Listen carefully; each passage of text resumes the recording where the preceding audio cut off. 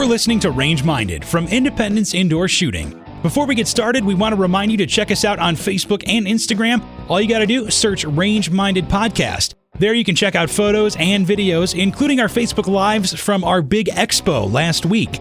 Speaking of, this is episode number 51, which is from the Independence Indoor Shooting Expo last week. We interviewed a bunch of the vendors who were there. We learned a heck of a lot, and we hope you will too. Now, word of warning, we did run into some technical difficulties with our first guest, who was Travis from Maxim Defense.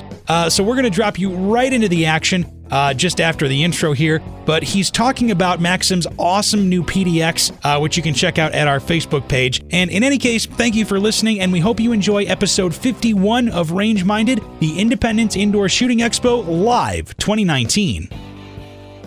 Upper, which is a 5.5-inch barrel, and on the upper comes a muzzle device here. It's called the hate brake. You're probably not going to get a view of this. We'll try to hook you up a little bit here. We could take a photo of it, and that's actually my favorite part of the whole thing. This was a lot of development time, man. I'm not going to lie. So there was probably as much time in development just with the hate brake as close to the rest of the rifle combined. It was really insane. It really is. And it does 4 things all at the same time. So it's a muzzle booster. And in the category of muzzle boosters, you have originally, like historically speaking, I don't know if you want to nerd out here about muzzle boosters. Oh, go ahead, man. It's what I do, right? Right. So historically, you have the AKS-74U, which was, to my knowledge, the first actual gun that needed a muzzle booster to cycle. This was a little tiny AK-47, short little guy with like about a 5-inch barrel. Yeah. In 7.6239, obviously. And it actually had to have a muzzle booster to make it cycle. And muzzle boosters,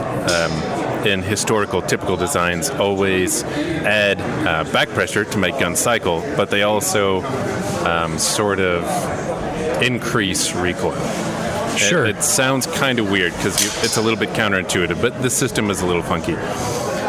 So what we did was, before I get too far off tangent here, almost all muzzle boosters increase flash. Sure. And that's a little bit counterintuitive, but they're not flash hiders. They're muzzle boosters, so they're not designed to break flash. Ours actually breaks flash. It breaks recoil. Interesting. Which is phenomenal. Like, it took a lot of work to figure out how to add back pressure to make the gun cycle reliably and to muzzle brake. That was pretty tricky. And it breaks flash really, really well. And because the cone on the front of it, I don't know, it is clear and safe. I just cleared it, but I will show you a picture later. But the front of it's a cone, so it actually gets, I would say, the simple majority at the least. We gotta. There's so many people here. Sorry. Yeah, we're right by the Maxim table, so Joey's got to do what he's got to do. Yeah, he's the man. But I'd say the simple majority of the pressure wave during cycling gets away from the shooter. So that makes shooting an SBR or short pistol, AR-style pistol, significantly more pleasurable. Right. I don't know if you guys ever shot, for example, a Mark 18 at an indoor range. It's pretty medieval. You put a flash hider and muzzle brake on that, and you're indoors. A lot of anger coming Even out with double hearing protection, dude, you feel it in your eyes, right? Like, that pressure wave is insane.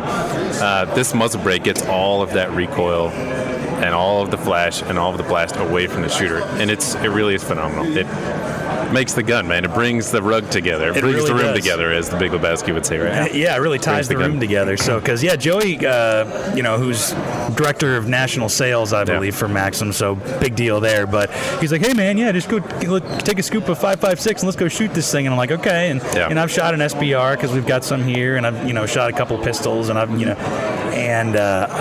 kind of bracing myself ready for, the report and the recoil to come back, and I'm like, wait a minute. And I go, wait a minute. I'm like, this is sweet, man. I get it. Love to have one. It's really amazing. And when you buy the PDX upper independently, it comes with a full-size standard bolt carrier grip, right?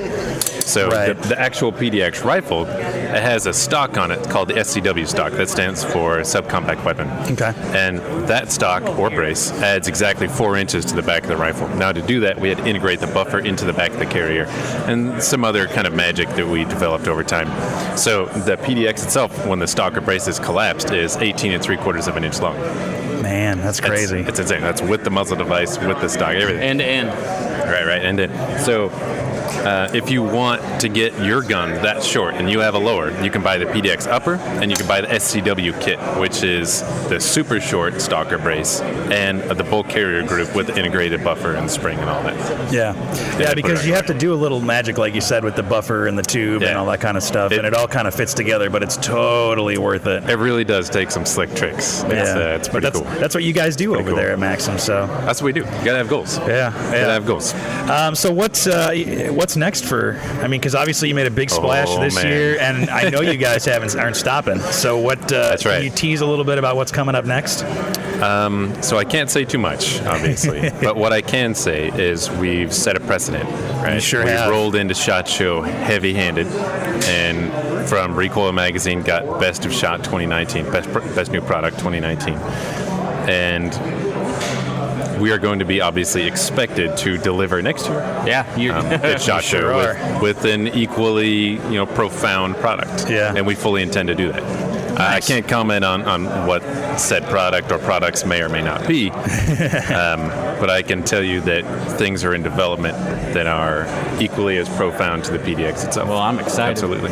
Yeah, very cool. It's going to be awesome. Wow. It's going to be awesome, man. Well, hey, thanks for spending some time with us, Travis. We really appreciate it. We love the Maxim. You guys over at Maxim. We love the PDX. Yeah. Love the braces and the stocks and everything. So. They are comfortable. They are comfortable. Man, they're sexy. I'm not going to lie. They really are. They're good looking. Something about those rails on either side of the gun, those little metal rails on either side just make it. I don't know. Maybe because it's kind of like reminiscent of like an MP5, like A3 with the collapsible stock, kind of thing. It is. There's some throwbacks to antiquity. Yeah. Some of the classics. Shout outs is what it is. Right. Yeah, that's exactly some right. Design that's exactly cues, right. maybe. Yeah, and it's robust stuff. It's not just that it's sexy, it's that it's robust. Like I say, it's been qualified for Federal Service. There are some other braces out there. I'm not going to, obviously, I don't want to call anybody out negatively, but there are some other braces that when you extend it and you kind of grab the rods with 3 fingers and you squeeze them together, you can actually bend the rods with your fingers. Oh, really? And you're like, how is that going to qualify anything, man? Like, you can actually shoulder it and sort of wiggle the stock back and forth because the rods are so weak. Right. Here's the beauty. Here's the one the actual FDE PDX right there. Yep. Is that FDE or is that burnt bronze or we're kind of multicolored here? Yeah, so we call it Arid Earth. Okay. And the reason it's a different name. The reason why we went with that is it's a very intentional color pattern. So, dark on the ends, light in the middle. Sure. It's an aesthetics thing. Yeah. And Arid, there's I don't know if the lighting is doing it very well here, but there's some nice grays. It's not just like brown or tan or bronze. Sure. There's actually some gray in maybe a little bit of like cobalt kind of color, a little bit of a hue in the right light. It's you got to get in the right light, but it's pretty cool. But that's what I'm talking about. 4 inches. That's crazy, back in man. stock, and that's 18 3/4 overall, and less than 6 pounds. Literally fits in a backpack. It's insane. Yeah, Joey he's carried around two of these PDXs in his backpack for the last month and a half? Yeah. 2 months? That's bad. He's got a Vertex bag and he can fit both of them in there. I mean, it's crazy, man. Yep. Yeah, and if you wanted, you could buy a PDX in whichever caliber, and then the other upper. And because the lower is the same, it's just the magazine that changes. You have all of the combinations. Yeah, man, that's wild. It's actually pretty cool. I mean, I could go on forever, man. Like the rail height, you see a scoop back here reminiscent of HK. Yeah. Call them out a little bit. This is a HK height rail. Nice. So you'll see, I don't know if you capture, we'll get some pictures later on. But here's the big question. Yeah. You might not be able to talk about this. When's the 9 coming out? You are correct. I can't actually. You can neither confirm nor deny the existence of a 9mm. That's right. Because pistol caliber carbines and really just personal PDWs are really hot right now. Big thing. Absolutely. Is that kind of one of the reasons you guys decided to put this out, or had you been working on it before the craze? Yeah, our market space at Maxim Defense has always been in the PDW weapon system sort of area of the market, right? Sure. You're not seeing us building, 16-inch ARs in a super saturated market. Well, that's the problem is it's flooded. Nothing's moving. Exactly There's right. warehouses full of ARs. Yeah. And we're in this little tiny niche of PDWs, and we're shining. We stand out. We're doing things that no one else in the industry has ever done before. Ergo this PDX right here. And man, it's awesome. It is very cool. So there isn't a better word for it. Nope. Bam. you just got to come shoot it. You can come, and then do we have demos today? Yeah, we can demo stuff today. Yeah, for sure. Oh, that'd be awesome, man. Come down and actually shoot this mean thing. Yeah, you will be surprised. Recoil in this thing is so, and this particular one is 7.62 by 39. The recoil is, I don't know how to describe this. Have you ever shot big guns before, like big game hunting cartridges? Yeah. There's my personal favorite cartridge, nerd out a little bit, 375 H&H mag, Holland mag. So a lot of people get scared. They're like, oh my God, man, that's such a huge bullet. It's going so fast. The rifle's like 12 pounds.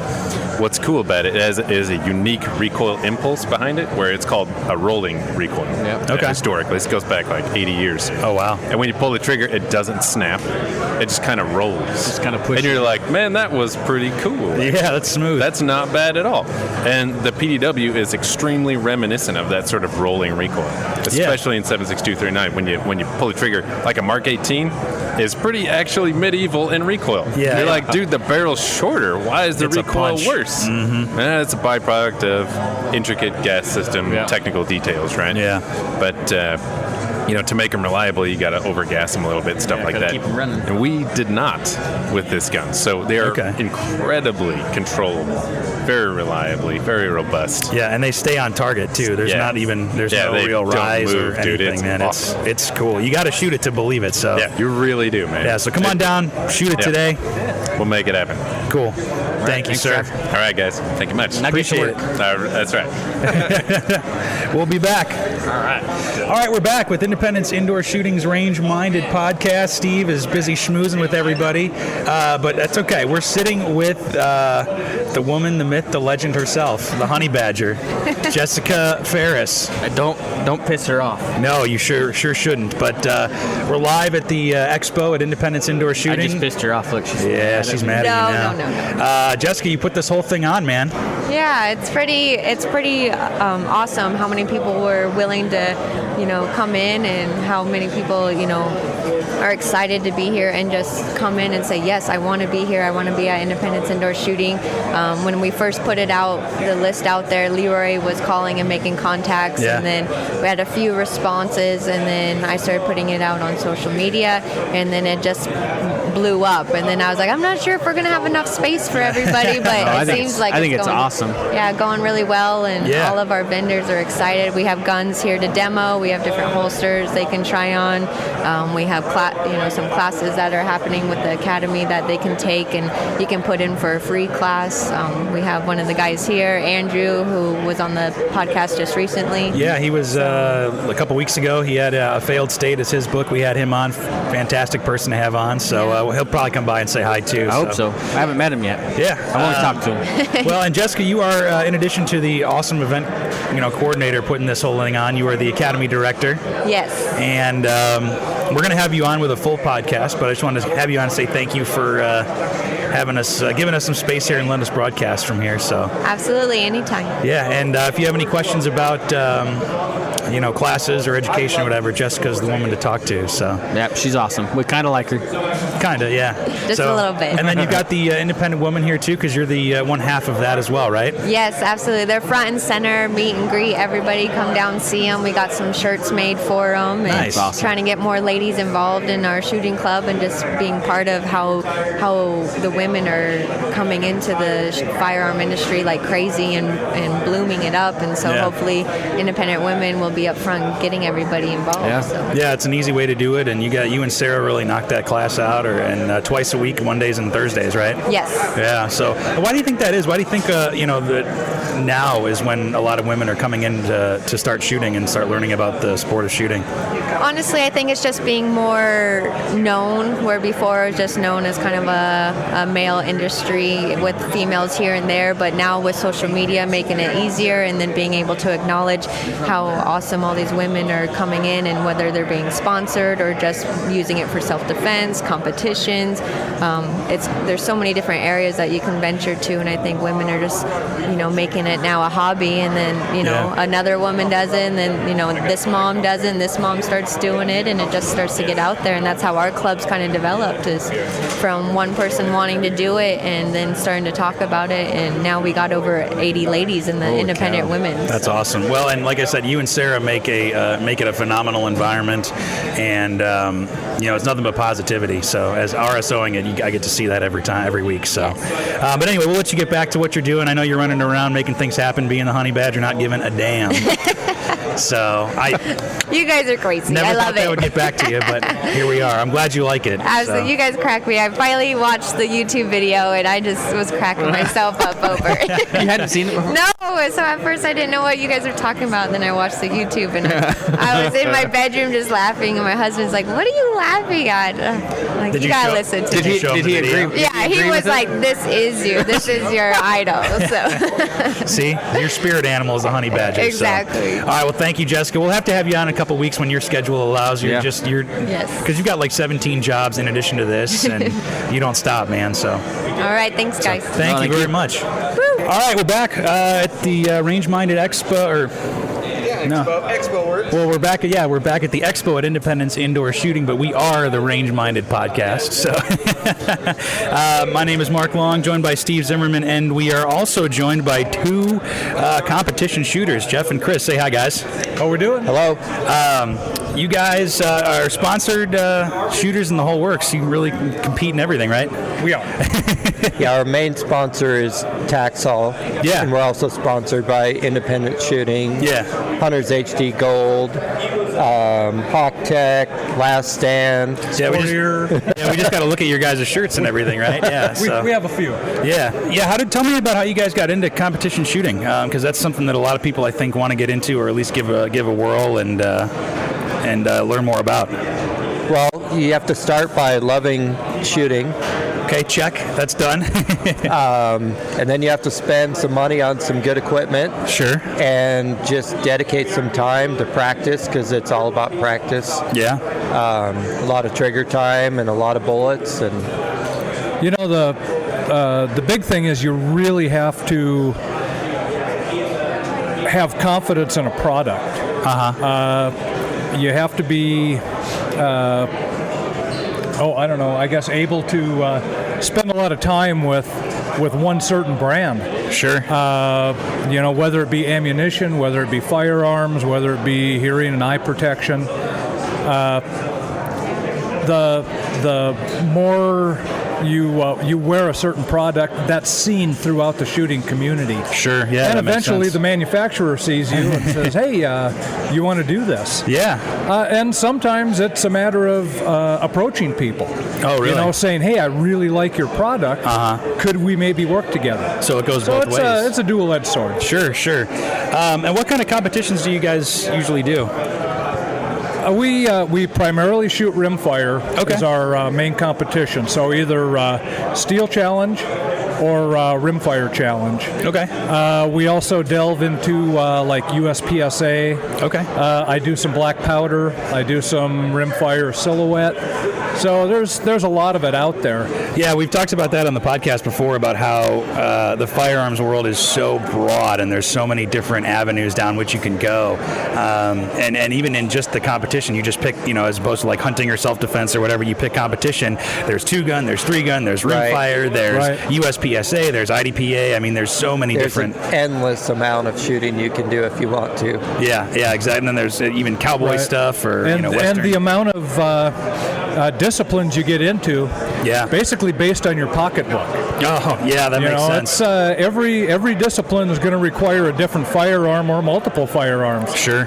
So I equate it kind of like golf, but more expensive. Yeah, that's true, because ammunition probably adds up a little bit more than golf balls, I guess, depending on how much you shoot. So. Right, and we were talking to Jessica earlier, and last year between the two of us, we went through about 40,000 rounds. Man, that's crazy. So. Yeah. You guys just order that by the brick, I guess, or by the pallet? We order it by the case, Yeah. Multiple cases at a time. Yeah, and so do you use the same ammo you practice with then that you compete with, obviously, or is that? We do. Yeah. Yeah, so we try to be consistent with everything we do. We try to use the same ammunition, so we're used to it. We use the same firearm, the same sights across multiple platforms. So we use the Seymour sight on our pistol and our rifle, so we're looking through the same dot. The more consistent you are, the better you can be, because it's the less you have to think about. Right. Yeah, it's you just pick it up and go, and rely more on that muscle memory and all that kind of stuff. So, one thing that's been kind of handy for us this year, we got involved with the rimfire matches over the winter here at Independence. Yeah, we started the rimfire challenges. Yeah, right. And normally we're out of the competition game for rimfire over the winter months. Oh, really? And that has really helped with keeping us primed with the rimfire weapons over the winter. Yeah. So I shot my first rimfire challenge last night, and it wasn't near the shock as what it normally is the first time you go out through the year. Yeah, you guys are a little more, or a little less rusty than. Yeah, there's a lot less rust. Cool, man. Yeah. What kind of drills do you guys put yourself through when you do practice? I mean, all competitions aside, whether they're here or So we do a lot of practicing, and we do start flag to first shot. To the start plate. We do those over and over again. A lot of two-shot drills and three-shot drills, and then we do like steel challenges, 5 targets. So then you go through the whole thing. So you really break it down into you have to break it down into individual sections of the stage. So it's just repetition, muscle memory. Sure, because how many rounds do you go through? I mean, you said 40,000 rounds in a year, but how many do you usually go through in one kind of practice session? At least 500 to 1,000 in one practice. Wow, okay. Right. Yeah, that's quite a few, man. Yeah. I mean, but like you said, it's all the repetition, it's all the muscle memory, and rimfire's got to be a little bit easier on your hands. That way you don't get as fatigued, maybe. You would think, but the competition, everything we do for rimfire is a timed event. Okay. So it's the lowest time is what wins. Okay. We actually have several current world champions, multiple world champions that live here in the valley. Okay, awesome. And like Chris and I, between us and their times, you're looking at a matter of seconds, sometimes tenths of a second. Really? Is what makes the difference in a match. Man. That's crays. I mean, just and to see. I mean, even just to see how fast you guys shoot is insane. So right. How did you guys each get into the competition, the world? I think I started first, and I was in it about a year ahead of Jeff. Okay. And he started coming to the competitions, and we kind of became friends, and I corrupted him into the tactical solutions gear, and then he had to have that. Yeah. But it's just been an evolving thing. Every year we get more sponsors, and every year we learn more, and there's never an end to getting better and learning and meeting new people and expanding the horizons. And then we've also been trying to help some younger shooters get into the sport.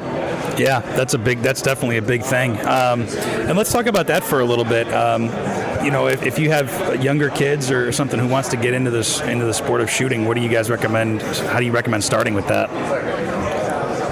Just showing up to the range, that's the first thing. You just show up to a match, and there's plenty of people that can help them. Everybody's more than willing to help out young shooters. All they have to do is just show up and be eager to learn, and there's a lot of people that will help them. And that's one thing I love about the gun community is I've hung out a couple times at USPSA matches. I've shot a couple of them, and if you don't have something, there's always somebody's like, here, shoot mine, or here's some ammo or whatever. There's always somebody willing to help, and that's what I love about the gun community, especially the competitive community. It's not like any other competitive sport where they're like, no, tough shit, that's not yours, you can't have it. Right. Oh yeah. And I think it's awesome. Well, we met a couple from Mississippi 2 years ago now at the Northwest Rimfire Championship in Parma. In Parma, yeah. And when they got here, their weapons didn't arrive. And they had multiple people saying, don't worry about it, we've all got spares, you're going to shoot. Yeah, I think that's fantastic. We've got ammo, we've got bullets or guns, we've got extra carts, whatever you need, we've got it. Yeah, that's fantastic.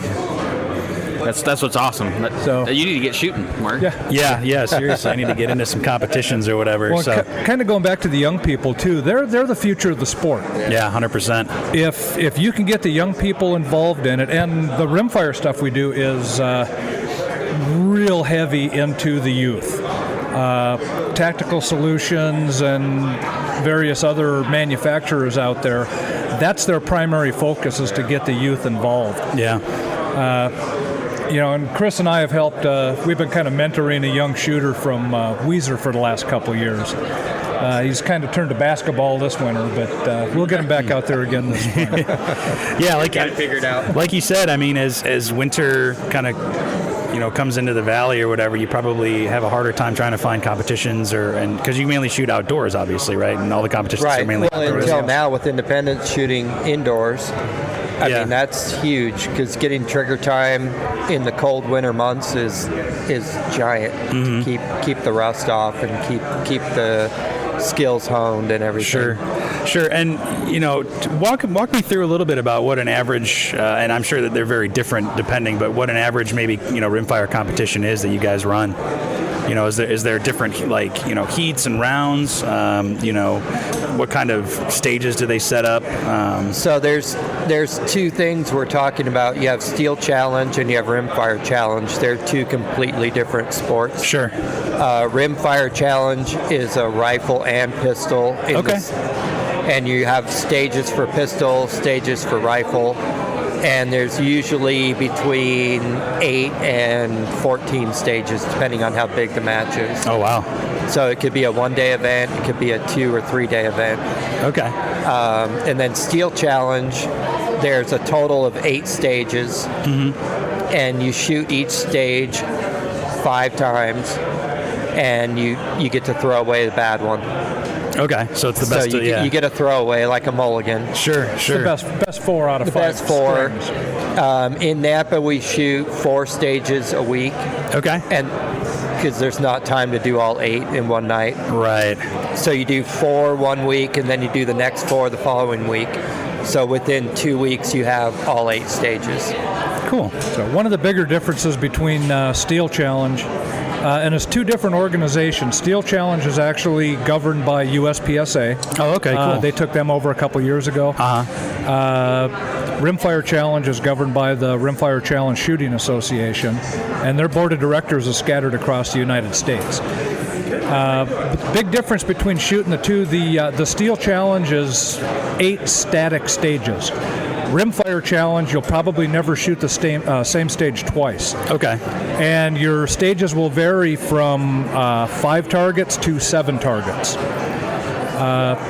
Also, you're limited to your 11-round magazine capacity, plus 1 Barney round for Rimfire Challenge.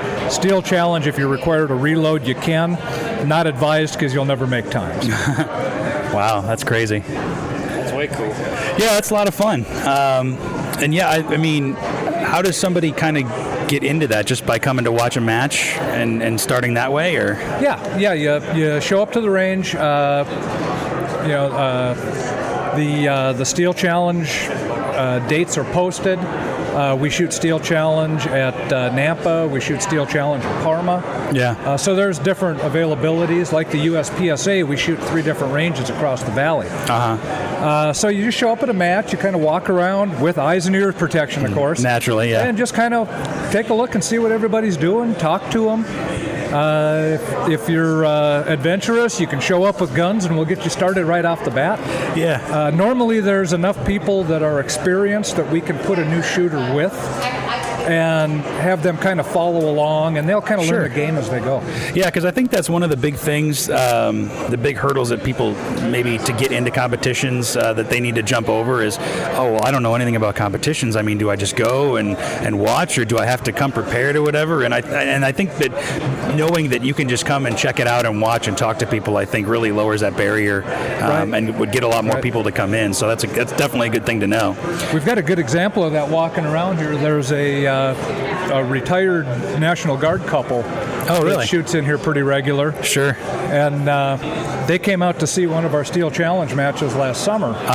And talked to them for quite a bit. And now they've got guns on order. They've been shooting the winter matches with us. Yeah, they're ready to rock and roll. They're ordering all kinds of parts and components and this and that. And yeah. Well, it's very addictive. Yeah, and like you said, with Independence Indoor Shooting, I mean, the competitions that we run here, we have Rimfire, we have Steel Challenge, we have, other competitions, and I think that helps people kind of dip their toes into the world of competition too. So you bet. So you also said that in addition to Rimfire and Steel Challenge, you shoot USPSA. Yes. Is there a lot of crossover with the skills between the two, or is it kind of two different between Rimfire and Centerfire, or is it kind of a night and day difference? It's really two completely different disciplines. Sure. Steel Challenge and Rimfire Challenge, you're static in a box. Sure. Where USPSA is a very fluid competition. A lot more dynamic. It's all based on movement and accuracy. Yeah, Chris, what were you going to say? Oh, I was going to say that there is a crossover, though, because the skills are transferable. So a lot of people practice USPSA by shooting Steel Challenge because you get faster transitions, and it's just more practice, more trigger time. For the accuracy side. Yeah. Well, and I imagine the basics have to be the same with trigger press and breath control and stance and grip and all that kind of stuff. So exactly. Yeah. So that's cool. Yeah. And then, with people also can't be afraid to take a class. There's a lot 100%. Of good instructors out there, and we periodically have nationally known or world renowned, I guess, shooters come in and put classes on here in the valley.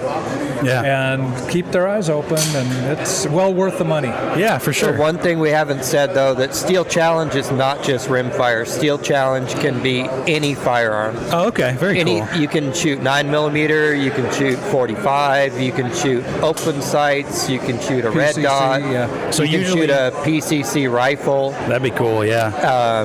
There's a lot of options with Steel Challenge on the weapon that you choose to shoot. Yeah, because you guys mentioned about having to get a lot of gear to start, but really, I mean, if you have a firearm or two, usually you can find a competition where you can run that gun and get started too. I've got a CZ Scorpion that I think it'd be kind of fun to take on a challenge. Right. Like all you have to do is challenge. have enough magazines to complete 5 stages. Sure.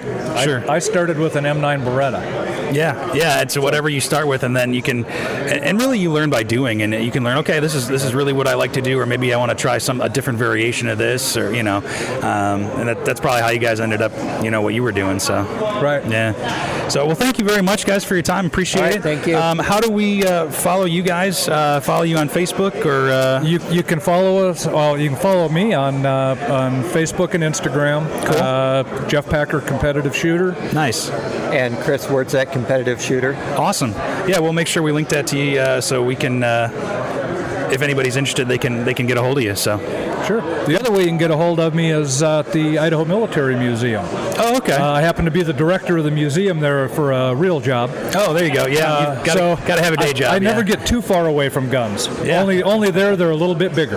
Oh, yeah, for sure. Well, yeah, we'll have to come by and check that out. I haven't been to the military museum yet, so that'd be fun to do. Maybe do a podcast from there and see all the cool stuff you have there. So. Oh, that'd be great. Yeah. So, all right. Well, thanks, guys. Take care. Thank you. Bye. Back again with the Range Minded Podcast, and now we are joined by Justin from Right On Optics. Yay! How's it going, sir? To be here. Well, thanks for stopping by. Let's bring this mic a little bit closer to you. Yeah. Okay. There we go. Don't be afraid of it. It's my new friend. Yeah, there we go. Don't get too close. I mean, because it's been other people's friends too, I'm sure. Yeah, exactly. So it's kind of like Steve. Ooh, wow. Ooh, but especially with that goatee, though, right? Hey, what's wrong with my goat? Yeah, gives you something to hold on to. Yeah. Well, okay, we will stop there. But we've got some toys to play with today. Yeah, what'd you bring? Tell us what you brought. All right, so we at SHOT Show just introduced 2 new optics for this year. So for the AR lover out there, we have a 1:8 first focal plane with a 34mm tube, Japanese ED HD glass with a reticle that was designed by Navy SEAL Charlie Melton. Oh, wow. Very cool. It is pretty bloody slick. Then we also step have it up a little bit here. Oh, Lord have mercy. Yeah, this big mamma jamma. If you can't shoot the bear, you can beat the bear to death with this scope. Yeah, seriously. This is a 4 to 32 magnification, 34 millimeter tube, 56 objective, illuminated Christmas tree reticle, done in 110 mil. This is the Haas. In fact, next month we're going to see some world record shots being done by Charlie Melton using this scope. Wow. Yeah. So that's some serious stuff. Yeah, it is definitely. Again, all of our optics we were using either HD or EDHD Japanese glass. Our high end, we're using again the ED, as well as an argon purge versus the rest of them, which is nitrogen. Yeah. Sure. And talk a little bit about how the difference in quality in glass makes a difference in the quality of the scope, if you could. Oh yeah, absolutely. I mean, the old marketing saying, if you can't see it, can't shoot it. So glass clarity is going to be absolute paramount. Obviously, the Germans, they own it. Your Schmidt and Benders, your Steiners, sure. The best of the best, truly. So we went with the Japanese, which is the higher end of that affordable market. It's not the Ferrari, but by all means, we're going to have fun with it. It's not the Ford Escort either. Exactly. Yeah. Exactly. Yeah. We leave that to other people. Yeah. That position is taken. It has been taken. So with this, what we're looking for is absolute clarity, field of view. So not that you can see just one deer, but you can see the whole field. So you also want to know, is it the hunter playing with the antlers too? Yeah. So that clarity is kind of a big deal. That's important. Super important. Yeah. Of the stuff I've played with over the years, I've been shooting competition since I was 16. Oh wow. And I've looked through just about everything. Yes, there's brands I still really love and rely on, but I've never seen anything for the dollar as clear as this. And I think that's been a real big thing for us as Ride-On, is that, that glass clarity and that field of view has been, extreme, Yeah, well, and everybody knows, I think, in the gun world that just because something might be the most expensive might not mean it's not the best value. Yeah. And I think you guys really hit that where you get a lot of bang for your buck. Oh, yeah. And you're able to do what you need to do and not break the bank to do it, Yeah, I mean, when we're still dealing with this, we tell people price points. Yeah. Oh, you're made in China. Nope, made in Japan. The 4 to 32, where you're the most inexpensive in that category at MSRP is $14.69. Yeah, which is a good deal. That's a great deal. Closest competitor is about $3,500. Yeah. Well, and you guys don't just do scopes either. You do red dots too, right? Yeah. We do have a small collection of red dots and magnifier binoculars. Later into the year, we'll be coming out with a couple more little goodies. I don't want to spoil it all. Sure. Because I want to come back and visit and showcase. Good idea. Yeah, I like that. Yeah. Just to segue into the next there. Yeah. But we do have red dots, 2 MOA red dot, again using Japanese HD glass. Yeah. With the warranty on all of our product, and we even cover the electronics on this. We do the same thing as a lot of those other brands. If you break it, we take care of it. Transferable, yes, that's good too. Sure. What we don't do is we don't do refurb and we don't do repair. We do a little different. We get you a brand new one in 48 hours. Oh wow, 48 hours. We believe in the product to actually work. That's stuff awesome. happen? Yeah, stuff happens, but that's why the warranty is there. Yeah. That's great. So you guys do, I think, binoculars and stuff too, right? What else do you guys do in terms of those? Right now we have a 10 to 42 bino. We should be coming out with some other stuff a little bit later into the year. And since you had to spoil that one for me. That's what we're all about here, trying to find out the latest and greatest for everybody else. Lord. Anyway, and again, that's using the EDHD Japanese glass. Super compact for what they are. The clarity on their binos is mind-blowing. I don't want to say the other brand, but it's comparable to some of those Germans. Yeah. Sure. And the thing is too, we're talking about clarity. That makes a huge difference. If you're a hunter that stalks and spots, you, like you're saying, you need to see what's going on. You need to see the terrain. You need to see where they're bedding down. You got to be able to identify what you're going after. And it's awesome that you have a product that meets that criteria, but it's not not taking a huge chunk out of your pocketbook. We kind of feel, especially like in my side of things, where I do tons of training. In fact, not next month, but upcoming, I'm doing a class with Rob Pincus and another one with Charlie Melton. Right on. Knowledge is power. Right. 100%. And you should have good equipment. And good training. And if you invest heavily into your equipment and you don't have good training, sucks to be you. Yeah. And the other way around. So what we at Ride On believe is, like, we want to make sure that you get a little bit of everything with that buck. Yeah, for sure. So yeah, without a doubt. Awesome. So if somebody's never kind of gotten into scopes before, what do you think that you need to look at, when you're trying to buy your first scope? I think the first thing is trying to decide what type of math you want to use. Yeah. Okay. It's commonplace of like, mils or MOA. Do you want to run, the quarter MOA or 10th mil? Once you've decided that, then you can kind of start playing with that. But really, it's the construction of the scope with durability, and obviously the glass. It's that clarity, because again, you can't see it, can't shoot it. What's the point of owning it? There's plenty of stuff out there. There's lots of options, but you want to make sure that you're going to be able to see through it clear, and light emission's a big deal. So, as it starts getting dusk, what have you, you still have great light transmission. Sure.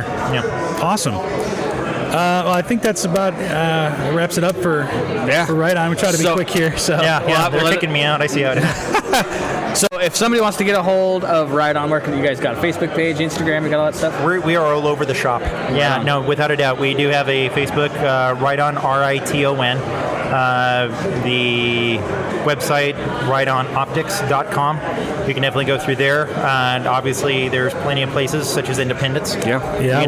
We got a few here. You got a few. You need a few more, though. Hey, I know a guy to talk to over here. Yeah, so we could always use some more anyway. So. That's right. Yeah, but you can find us anywhere, and take a look, especially for next month when we start breaking some records. Yeah, that'll be cool to see. Looking forward to seeing it. Oh, yeah. Yeah, same here. All right. Thank you, sir. Thank you, sir. Appreciate it. Yeah. We are joined by Terry from Ultimate Hybrid Holster, right? Yes, sir. Awesome. Now, I think we've had Nick Hoffer on. We've talked with him a little bit, but Nick is my partner. Awesome. So you can tell us all about this Ultimate Hybrid Holster. Just jump right in. Let's talk about it. All right. So our holster basically integrates two unique manufacturing processes. One being the Kydex shell. See it? There it is. Look at that. The other one being a memory foam backer. So we've taken two manufacturing processes, brought them together to make this hybrid holster. And the thing that makes us unique against everybody else is, number one, this shell holds over 200 handguns. One holster, no shell change, no hardware change, no tools, basically one shell. And the way it works, it's designed to be worn on the body. So this backer is memory foam with spacer mesh, which is a wicking material, and 600 denier cordura. It's all laminated together and then bound for a clean edge. So nothing's going to fray. It's not going to come apart. Nope, that's why we bind it. clean. So it's clean. It looks neat. There's no abrasive part against your body, no rough edges. And you can see the finish work is bound to the front side, so nothing touching the body is abrasive. Nice. So that memory foam rides against the body. Body pushes the memory foam, which activates the gun up against the shell. So any looseness you'll feel by just holding it in your hand all goes away when you put it on the body. And so we can get away. We can go from the Glock. If it's all the Glocks, all the Springfields, most of the SIGs, most of the Rugers. Very short list of what it doesn't fit. How about Walthers? Fits the Walthers. Most of the Walthers. There you go. Thank God. Fits most of the HKs. I mean, like I said, a really short list. Won't fit the micro pistols like the SIG 238, 938, Kimber Micro. But anything subcompact and larger, it tends to fit everything. Yeah. Yep. We have. Sorry. Oh no, I was just going to say, how did you go about figuring out the Kydex shell to fit that many different? So I partnered with Nick when I was an executive at Crossfire Shooting Gear, and we developed a product a lot like this for them, which is to date their best seller. Okay. So ended up getting laid off. So Nick and I partnered and went back to the drawing board, and Nick is really kind of the brain behind the shell.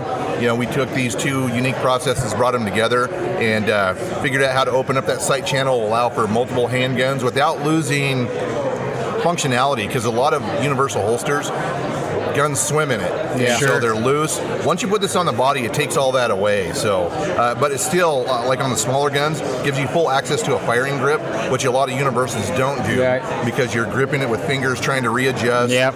This one with the Glock 42, perfect firing grip on it out of the holster. Awesome. Well, it looks like you got a couple different sizes too. Yeah, so no, they're all the same size. Yeah. So the unique thing is shell and backer are all the same on all of our holsters, but we have 5 different mounting options. So we have 2 outside the waistband, 1 with speed clips, which if you're a paddle holster fan and you know that you have to disrobe to get them off and on. Nightmare. Yeah, it is. Yeah. This is quick and easy. These are what we call speed clips. They clip over the belt, and so it's really easy to pop off and put back on. So ease of use. So we have 2 outside the waistband, 3 inside the waistband. Inside the waistband. And everything is, the shells and backers exactly the same, just the mounting hardware that changes. Right on. That's awesome. And what's the price point that we're looking at? So I was just telling customers the price just went up because of some of the tariffs. Sure. So, but retail price is $55 and $65. That's great. And then MAP is around $50. So, Which is definitely if you've done a lot of shopping for holsters, you know that's affordable. Yes. That is a damn good price. Yeah, especially if you can fit. If you have multiple guns that you want to fit in there, maybe you have a full size and a compact or something. Absolutely. Or you do different kinds of shooting, maybe some competition shooting or something, and then you want a concealed carry or whatever. You can use the same thing. Or especially, somebody maybe new to concealed carry or new to wearing a holster. Yeah, doesn't know what they want. This is a perfect fit. This is also a perfect fit for retailers because we all know in a retail place where you've got 2 aisles of holsters, customers walk in and they don't know where to they're start. overwhelmed. And so with this, if it's a niche that retailers can carry less product and cover more of a handgun market, so we really kind of cater to that when we develop this, as well as the intro to even expert shooters. We have 125 undercover DHS agents wearing this holster, the inside the waistband. Pretty incredible, and then I just demoed for the Canyon County Sheriff's Office 2 weeks ago, and there's about 10 to 15 deputies that are buying the holster for off-duty, and then I'm doing a range day, or their quals with them on Wednesday to kind of further demo the holster. That's great. So we're getting some traction with some of the federal agencies. Well, it makes sense because they're drastically reducing costs when they can. Absolutely. When you can go weapon to weapon, and especially undercover agents don't always run the same weapon. Right. So if they're running multiple weapons from small to large, or you're going cross-agency where not everybody runs the same gun, it's a really good fit. Yeah, and that memory foam probably adds a world That of memory difference foam, in comfort. and this is what I know. I'm a concealed instructor, and I know that most people won't carry because of the discomfort. Yeah, sure. And so if you can mitigate that with something that works, and that's why we developed the memory foam laminate that we did, because it's comfortable, which means more people are more likely to do it more often. Right. Sure. One thing I was thinking, and I already know the answer, but there's might be some shooters out there saying, "Oh man, that material's I'm gonna sweat in it. It's gonna stink after a while." Tell them the answer. So it is washable. You take the steel hardware off, and you can actually hand wash this, air dry it. And it's not like your typical foams that are open cell where they deteriorate over time. You know how they crumble apart. Yeah. This is more like neoprene, so it's resilient. It lasts. It'll eventually mold to the gun you put in it, and then pop back out if you change weapons. So it's a very resilient material, and where we laminate it all together, it's almost synergistic in its strength because you take 3 layers, like braiding a rope, right? Right. You put 3 layers together, it's durable. And 600 denier is about as tough as you can go and be durable without really being abrasive against your gun. So it's got all the qualities of a great conceal holster. Well, I think it's a fantastic product. Yeah. And then as far as positioning, anywhere really strong side hip is the main so one? right now we only have right-handed, so you can go anywhere from appendix about 1 o'clock, noon. Oh, you can 1 wear it o'clock, appendix, to about 4 o'clock. Once you go 4 o'clock, you have to go with the left-handed holster to get the right can. Right. And we're currently developing left-hand, micro-size, J-frame revolver, and 1911. Oh, and wow. once we do that, That's we'll good, have because I have a little basically J-frame I need to carry. Yeah, and I've got Kimber Micro, and I love it. I don't carry it because we don't make the holster for it. So yeah, I'm a lefty, and I had a conversation with Nick, and Nick goes, "You guys are the most picky people who don't know what they want," and blah blah blah. And I'm like, you know what? Yeah, we're special. We're guilty. Well, it's funny because we launched our business on a pre-sale, and we tried to do a pre-sale on lefties because so many people were complaining about it. We sold 1. Jeez. And so I'm like, the tooling costs to just hit whole a different smaller thing. market. Yeah, but I mean, you know, we will get there. It's just a matter of time. Yeah. So Scott just asked a question. Scott Gisby, what company is it? So, Ultimate Hybrid Holster. Ultimate Hybrid. So check them out. And we're in Meridian, Idaho, so we're a local company. Which is awesome. Yeah, we love to be local. There's a lot of good folks around here. We're all friends in the industry. Yeah. And so it's great working with other people in the industry and being here in Idaho. Greatest state in the nation. Hell You yeah. guys are at ultimatehybridholsters.com or Ultimate Hybrid Tech, TECH.com. ultimatehybridtech.com. You can find you on Facebook page? Facebook and Instagram and all that too. Yep. Instagram? Facebook, Instagram, Twitter, and then our website. Right on. Awesome. Well, yeah, when you get a lefty one out, let me know. We'll demo Will do. it. Yeah, it'll do hit a the review website of it. first when we introduce new products. So we 4 months ago introduced the OWB stuff and Cool. another IWB. So we're constantly adding to the thing. We're working with UltiClip right now on a new clip system for Nice. beltless carry that Awesome. also works on the belt. Yeah. So we're developing new products all the time. That's Yeah, awesome. we've talked a bit about those Ulti clips. Those things are kind of a game changer, and They are, especially for ladies that don't like to wear belts. I mean, Yeah. that's a common tale. Sure. So it adds a new dimension for beltless carry. yeah, well, or if you want to carry and you're maybe athleisure or something like that. Or you know, like you a lot can of guys, I'm like, can I wear them with my shorts, my cargo shorts without a belt? Yeah, sure. Yeah, so cool.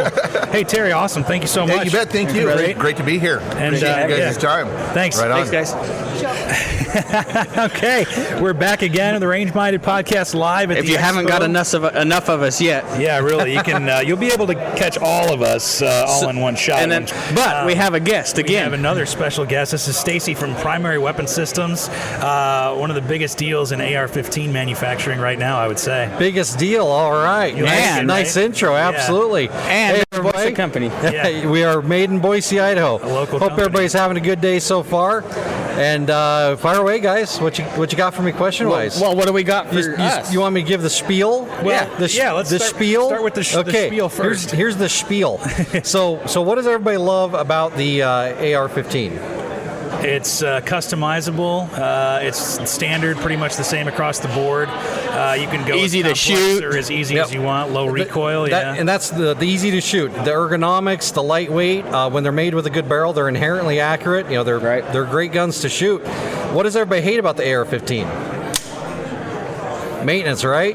Yeah, I guess so. maintenance, Yeah. sure. Yeah, sure. So that's what we've We'll tried. go with that. All Yeah. right, we'll go with that. So we started as a muzzle device manufacturer. Anybody that owns a SCAR or has Yeah. looked at a SCAR will know that there's an FSC 30 on the end of every single light or heavy that you pick up. FN actually installs that as a 922R compliance item when they bring them into the country. Right on. And as we were developing that muzzle device, we noticed that when you have an AK and an AR side by side out in the South Idaho desert, one runs for thousands of rounds and the other runs for hundreds. Right. So we Yeah. thought, okay, what can we do to combine that into one platform and have the same kind of performance from one platform with the reliability and ease of maintenance of the other? And this is what we got. So probably can't see it too well because of the camera distance, but this is our cutaway of our Mark 1 Mod 1 Mod 2 system. Mod 2 system, not Mod 1 system. And a few features you'll notice here. The cross section of the gun is very minimal for a piston gun. This is a very lightweight, compact gun. That's the first thing you'll usually hear naysayers say about piston ARs. They're is so that, heavy. They're heavy, Yeah. they're less accurate, and they have more points of disassembly and more moving parts. Well, we tried to be the Mythbusters when it comes to that that notion.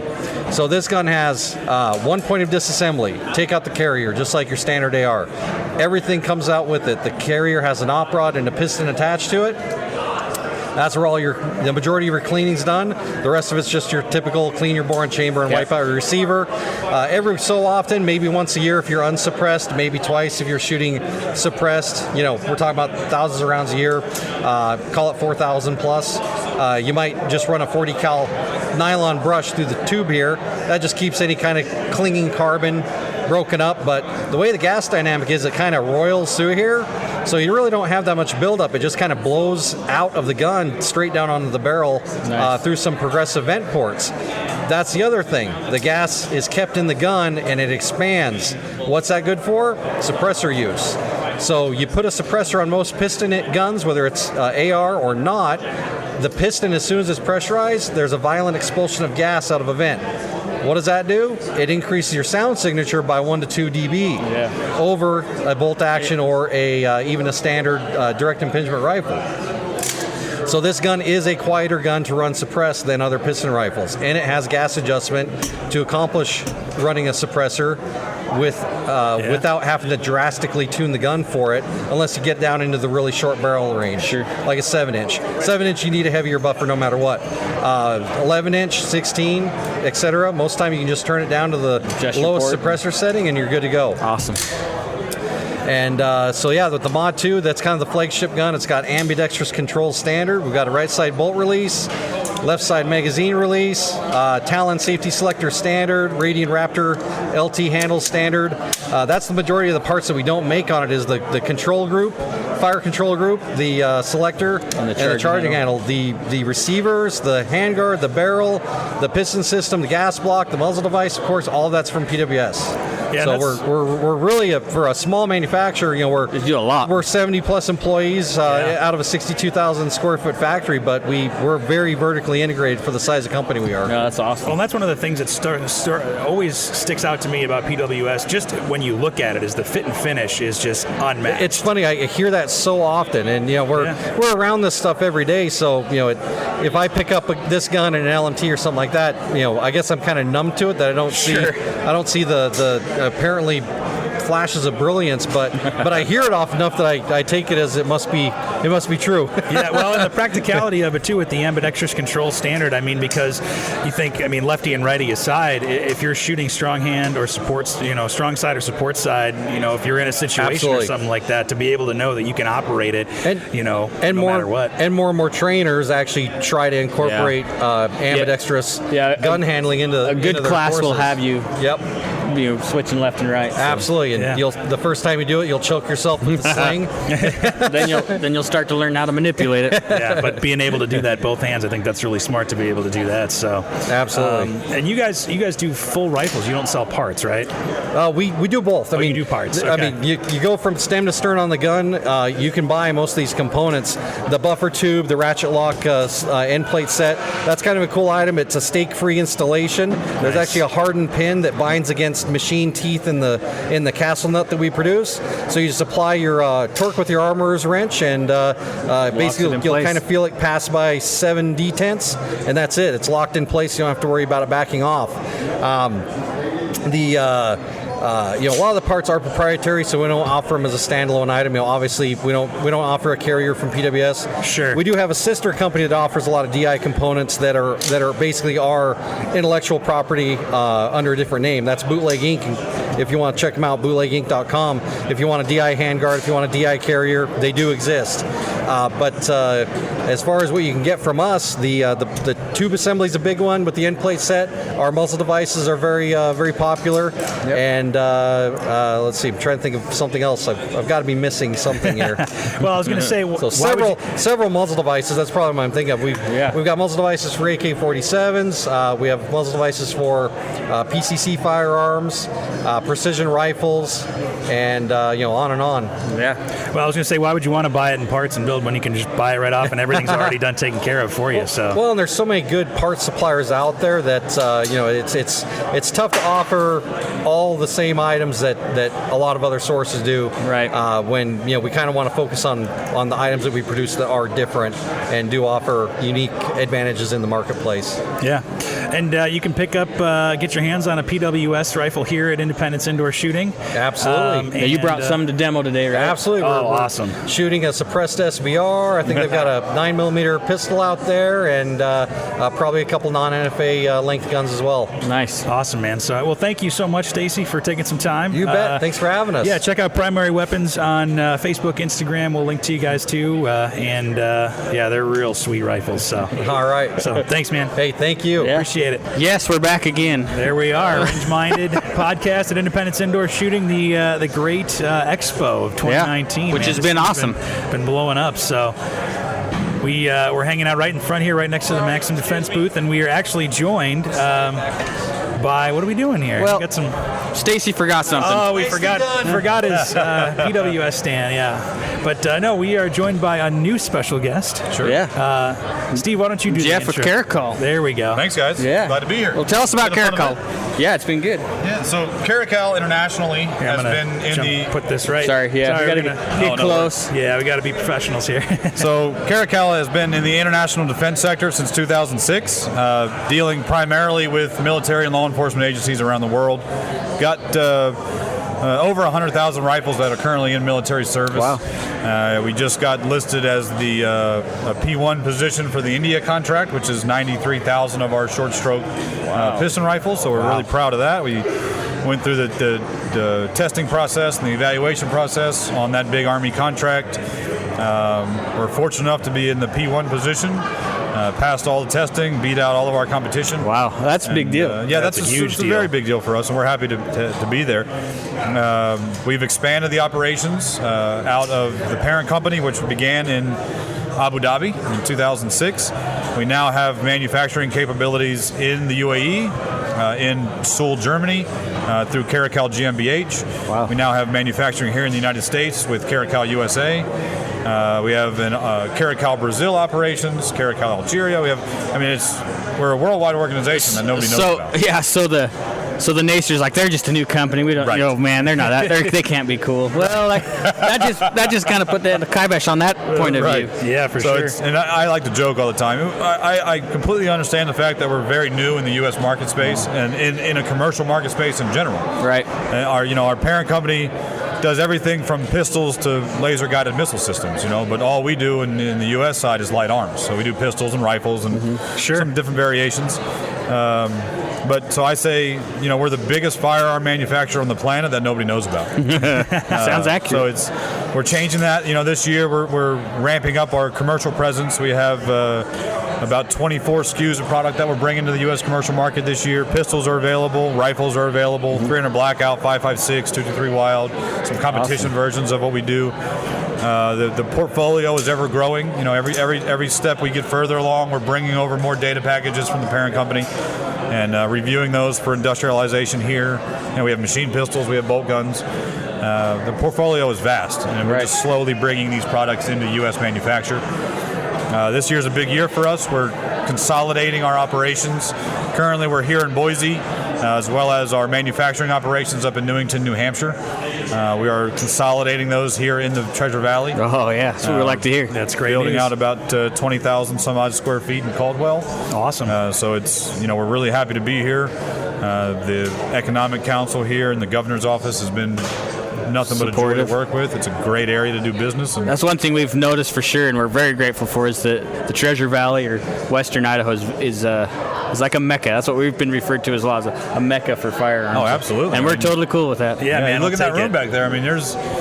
There's so much representation just from this valley that's in this building today. It's insane. And big players, not just little guys, big players. Absolutely. Yeah. Absolutely. So with your entrance into the civilian market, and maybe locally here, what's been the response with your pistols and rifles and stuff? It's been great. It's been very, very good. We've had, we really haven't done much marketing because we want to make sure that the programs are industrialized, the product is flowing. Yeah. We don't want to build up a bunch of demand without supply. But at this point, the need for the product is outpacing our marketing. Awesome. Hands down. I get calls daily and our emails daily from dealers around the country that are signing on and placing their orders and getting their deliveries because somebody came into their shop and said, I want a Caracal pistol or I want a rifle. I don't see it on the wall. Can you give me one? So, we're not even really pushing hard on that marketing until probably the next 2 months. And we're already backlogged on orders and shipping out everything we can, and it's going very, very well. The reception's been phenomenal. So why do you think that the popularity has exploded so much? Well, we've been the parent company prior to us doing any manufacturing here has been kind of nurturing this market and feeling it out to see what the commercial looks like. Sure.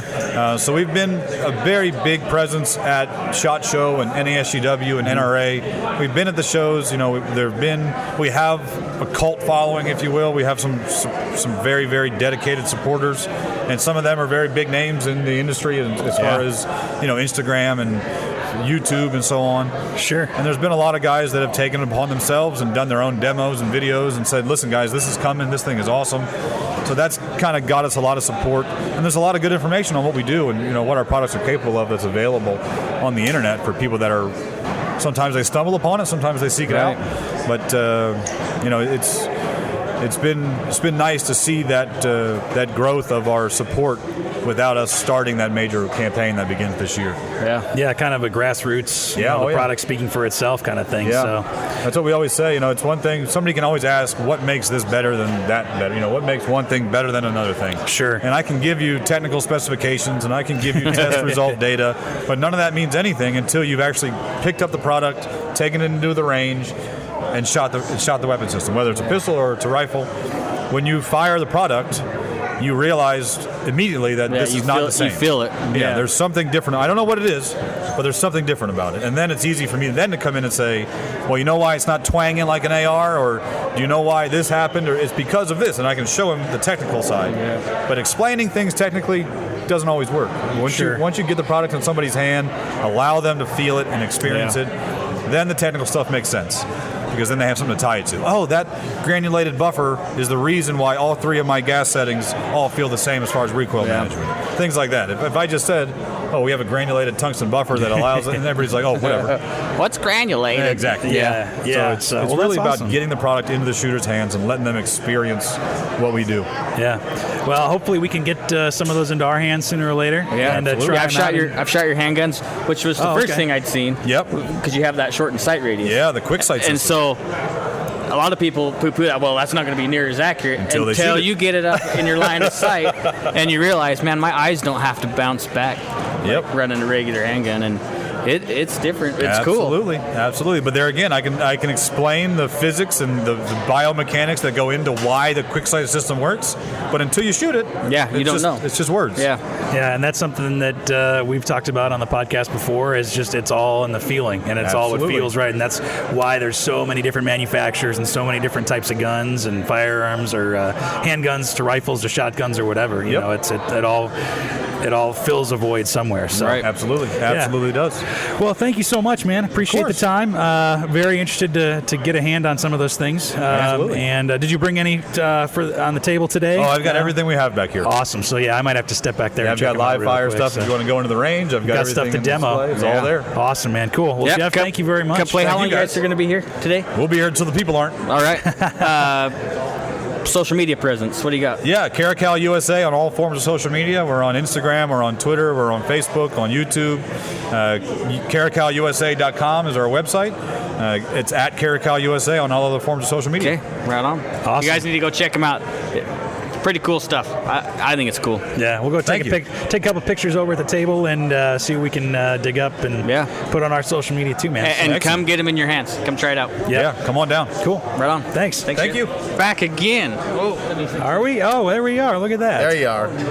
Got to get in close. My ugly mug on this thing. Yeah, the Range Minded Podcast live at the Independence. It's like a marathon podcast. Yeah, it's a big marathon expo, man. We've talked to everybody around here, and now we've got Steve from Rhino Metals. Yeah. Rhino Excited Metals. to be here, guys. I appreciate it. Yeah, of course, man. You guys have you do safes, but it's not just safes. Not just safes, obviously, but you got a unique take on safes too, though. That is correct. That is correct. So let's just jump right in. Tell us about everything you guys do. So, of course, we do an import and domestic. Domestics are made here in Caldwell, Idaho. So we're an Idaho-based company. Awesome. Of course, the big one that everybody always likes and is kind of gawks at is that Ironworks series with the distressed rivets. Freaking awesome. Because they're cool, awesome, yeah. and they have just that look. You know, it's definitely like a furniture piece. You know, something the grandkids are going to want at that point in time. And it will last beyond that time. It will definitely last 3, 4, maybe 6 generations. We haven't had it around long enough to tell, but we're willing to test the market on that. Nice. Tell us a little bit about kind of what goes into making a safe, what to look for when you're buying a safe, just kind of an overall. So one of the things we like to do is qualify a customer, and by that I mean kind of figuring out what the customer is going to use the safe for. Yeah. So most of it is gun related, but there's other things to put in there. Oh, sure. Jewelry, money, prescription medication, baseball card collections, coin collections. I mean, there's a ton of things to think about, and part of it is the security. Right. The other part is the fire protection. 100%. We've seen a lot of fires this year up in the Northern California area, and I'm sure there's a lot of people that wish they had some fire protection on photos and old documents, that kind of thing. So there's quite a variety of things that go into that safe that you want to think about before purchasing. The other thing is the quality. Does it have a good fire rating? Does it have a high security rating? Is it built out of a good product as far as the steel thickness? There's other options within it, light kits, there's door organizers, there's having power in the safe. So there's a lot of things to consider when you're going to purchase a safe. And that's one thing we do at these events here. Yeah. We help the customer educate them on what's available to them, what they want, and then we try to get them to buy a bigger safe because we know they're going to add easily to it. I'm already grown out of both of my safes. Yep. And so I'll be contacting you guys again. And it didn't take very long.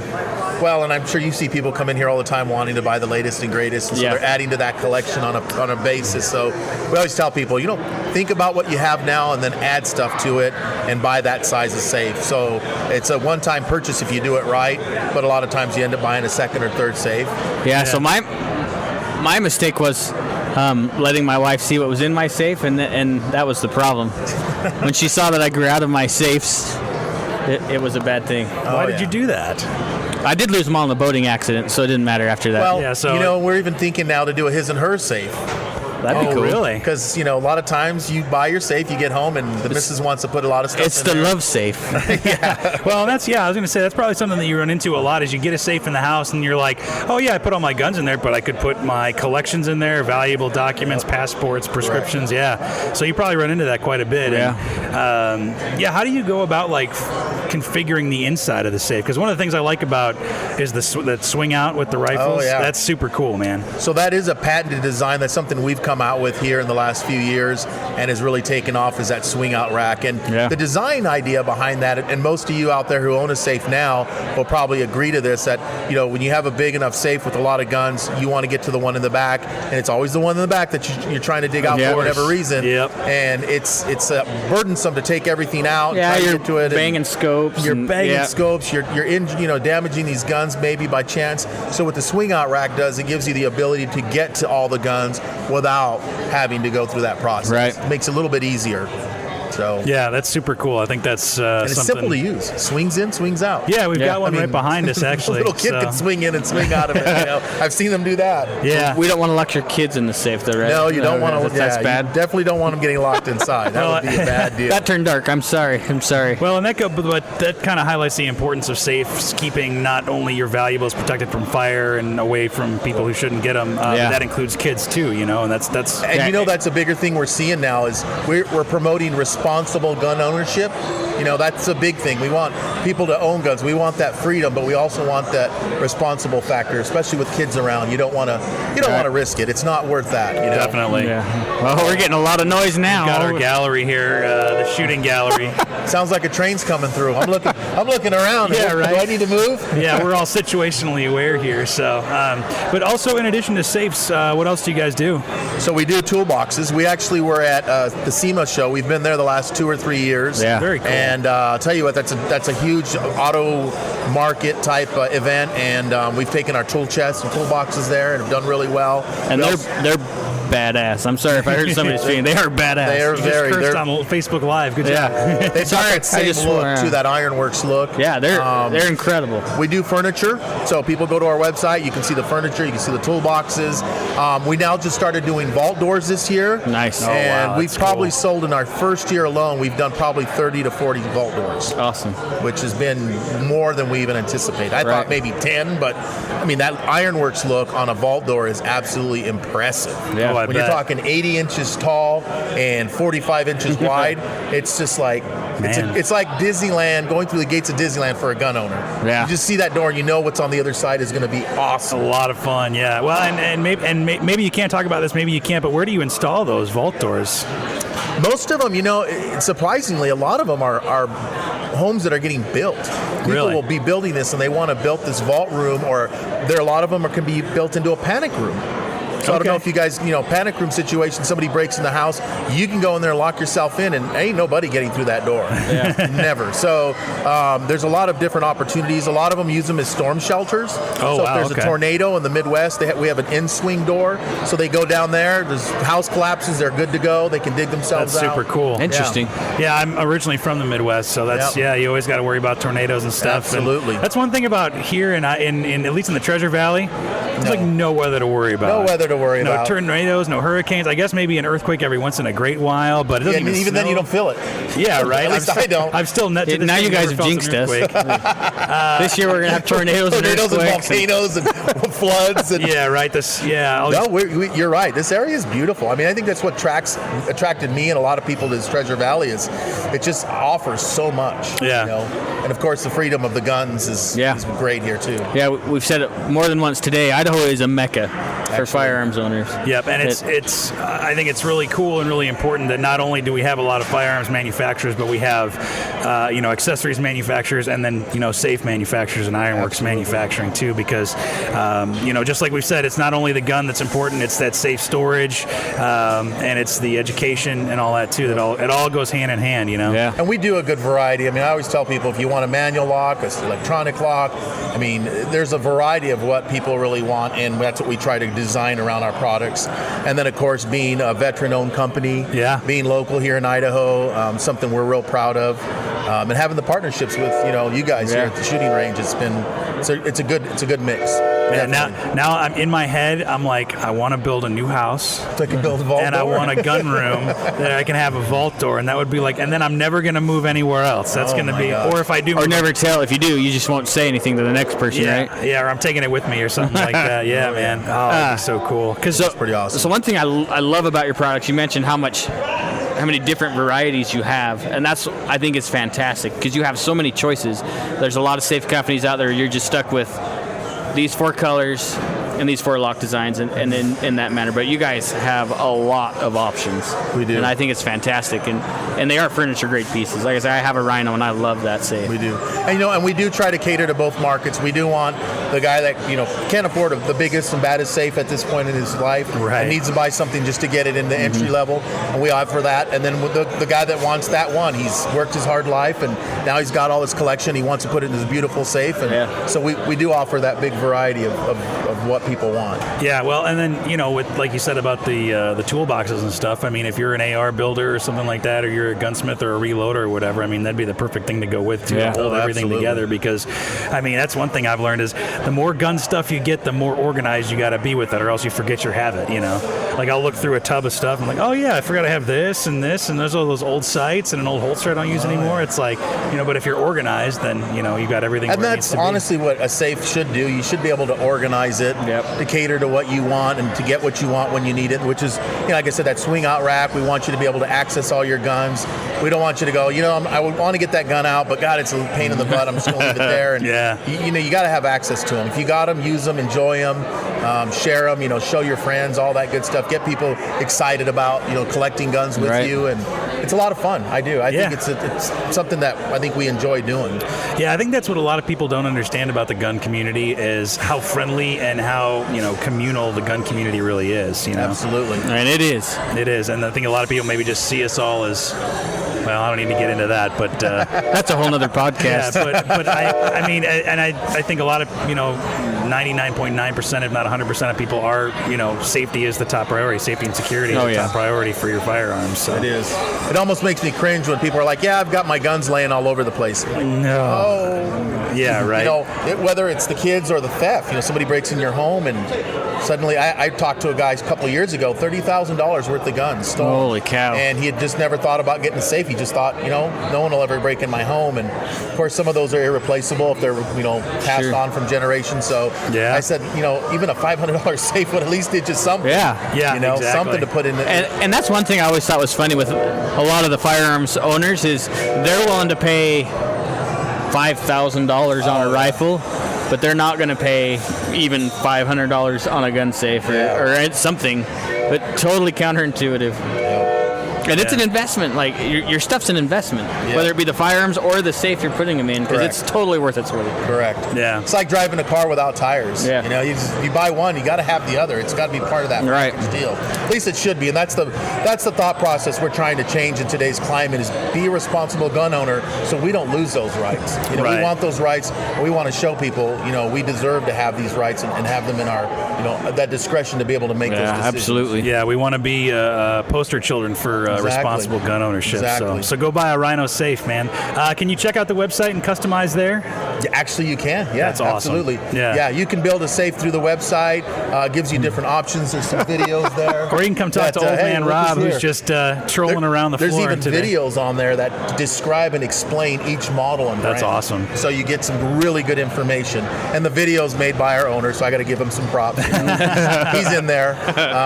And then we're also, I don't know if I'd mentioned this before, we're also doing some national radio ads with Rush Limbaugh. We have him as our sponsor, and that's been really good for us too. So it kind of shows everybody we're a big company it's a legit. Now. It's growing. They're legit. Yep. Yeah, you guys are. Rhino's here to stay. Yeah, so definitely here to stay. Well, check out, what's the website? The website is www.rhinosafe.com. Awesome. And Instagram, Facebook, that kind of stuff too. We do Instagram, Facebook. In fact, if you go to the website and you scroll to the bottom, you'll be able to jump on that. Cool. You'll be able to, and we're doing, I think, upcoming pretty soon. We're going to be doing a giveaway for a safe on our Facebook page, I believe. Oh, there we go. It's coming in a couple weeks. It's going to be a gun and safe thing we're doing with Cryptech and some other. Oh, right on. Some other vendors. So look forward to that. Get on there, and you might win a free safe and gun. That'd be awesome. Heck yeah. And it's a one in a lifetime safe. It's one we've made only once. Really? Yes. Wait till you see One it. of a kind. It's got the Cryptech design. It's pretty cool. Oh, wow. Sweet, man. That's awesome. Yeah, and you can come check out the Rhino safes in the flesh too here at Independence Indoor Shooting as well. We got one or two. Yeah, and we deliver too, so you don't have to put them in the back of your truck. We'll put it in the back of ours. Absolutely. Yeah. So cool. Well, hey, Steve, thank you so much, man. Hey, I thank you again. Appreciate the time. Thanks, brother. Appreciate y'all's times. Yeah. All right. Thank you. Yeah. Take care. Well, I think that about does it for we interviewed a lot of people today. Yeah. And it's been a hell of a day. And if you haven't watched the videos on our Facebook live feed, I mean, you can go back to our Facebook page and pull them up. Yeah. I know some of the audio might not be the best. It's crazy, so it's hard to hear. And if you've made it this far through the podcast, thank you anyway, because the audio has probably... it's fluctuating. It's not nice like normal. So. Yeah, we've got 100 people in here, and they're all running around. Yeah, it's crazy. It's chaos. We're out on the main okay. floor, but and thanks if you came to see us. Check out Facebook.com/Range-Minded Podcast for all the videos. A lot of cool stuff. We'll link and post pictures to everything we got here. And and we're thinking about doing some more like reviews of product and stuff. So what we're going to try and do, I guess, is when we're talking to some of these vendors and real podcast episodes, maybe we'll be able to throw some videos and talk about their products directly, kind of dedicated to it. Yeah, if there's something that you want us to review specifically, let us know. Email us podcast@iishooting.com or facebook.com/rangeminded podcast. And we're trying to get on our Instagram game as well. So yeah, we're a little slow. We're old. Yeah, we're old. We need to hire a 14-year-old girl to do our Instagram stuff, I guess. That'd be great. So, but yeah, thanks for listening. And we'll talk to you next time. Right on. See you guys. Bye. Thanks for listening to Range Minded. Find us online at Range Minded Podcast on Facebook, or send us an email at podcast@iishooting.com. We're always happy to get feedback, episode suggestions, whatever you want to send us, really. And be sure to subscribe to us on Apple Podcasts, Google Podcasts, Stitcher, and pretty much wherever else you get your podcasts from. Thanks for listening, and we'll see you next time.